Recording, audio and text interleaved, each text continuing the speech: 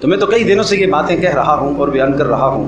اللہ کرے دل و دماغ میں اتر جائیں، لیکن چونکہ آج کل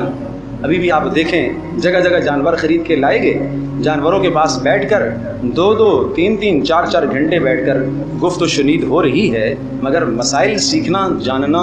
مقصد قربانی کا سمجھنا، اس کی کسی کو بھی توفیق نہیں ہوئی۔ آج دن کو یہی مقاصد ایک مجمع میں نے بیان کیے، تو وہاں کچھ احباب مجھے کہنے لگے کہ مولوی صاحب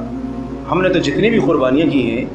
یہ مقاصد تو آج زندگی میں ہم نے پہلی بار سنا، اور ان مقاصد سے ہماری قربانیاں خالی تھیں، اب کیا ہوگا؟ قیامت کے دن یہ عذر تو نہیں ہوگا کہ مجھے نہیں پتہ تھا تو کیوں نہیں سیکھا؟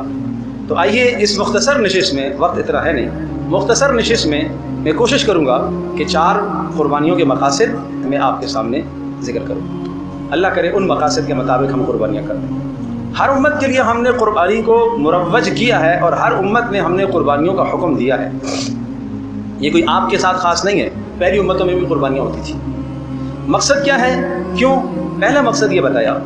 کہ یہ جو چوپائے آپ خرید رہے ہیں، بڑے جانور چھوٹے جانور خرید رہے ہیں، تاکہ ان جانوروں کو ذبح کرتے وقت آپ اللہ کا نام ایسا لیں کہ اللہ کا نام آپ کے دل اور دماغ میں رچ بس جائے۔ تو پہلا مقصد قربانی کا یہ سمجھایا، لِيَذْكُرُوا اسْمَ اللَّهِ عَلَىٰ مَا رَزَقَهُم مِّن بَهِيمَةِ الْأَنْعَامِ، تاکہ تمہارے دلوں میں اللہ کا نام رچ بس جائے، تمہارے دل و دماغ میں اللہ کا نام رچ بس جائے، کسی لمحے اللہ کا نام تمہارے ذہن سے محو نہ ہو، غائب نہ ہو۔ اب اگلا جملہ اور دوسرا مقصد قربانی کا سنیے گا، كَذَلِكَ سَخَّرْنَاهَا لَكُمْ، اس طرح سے ہم نے جانوروں کو تمہارے لیے مسخر کر دیا ہے، تابع کر دیا ہے۔ اتنے بڑے بڑے قداور جانوروں کو کھینچ کر چھوٹے چھوٹے بچے لے جاتے ہیں، یہ اس لیے لعلکم تشکرون، تاکہ تم شکر گزار بن جاؤ۔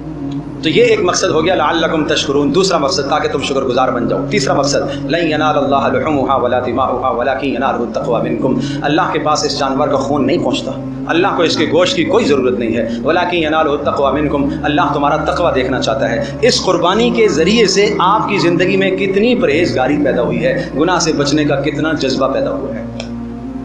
اور چوتھا مقصد کذالک سخرھا لکم لتکبروا اللہ علی ما ھداکم، یہ اس لیے اللہ نے قربانیوں کا حکم دیا تاکہ جب ان کو تم ذبح کرو تو پھر اس وقت تم اللہ کا نام بلند کرو، اس وقت تم اللہ کی عظمت، اللہ کی بڑائی کے گیت گاؤ، اللہ کی عظمت کے گیت گاؤ، بسم اللہ اللہ اکبر، بسم اللہ اللہ اکبر، بسم اللہ اللہ اکبر، سب کی آواز، سب کی زبانوں سے بیک وقت یہ آواز نکلے، جو ذبح کر رہا وہ بھی، جس نے پیر پکڑے ہوئے وہ بھی، جس نے سر پکڑا ہوا وہ بھی، جس نے ٹانگیں پکڑے ہوئے وہ بھی، جس نے پیٹ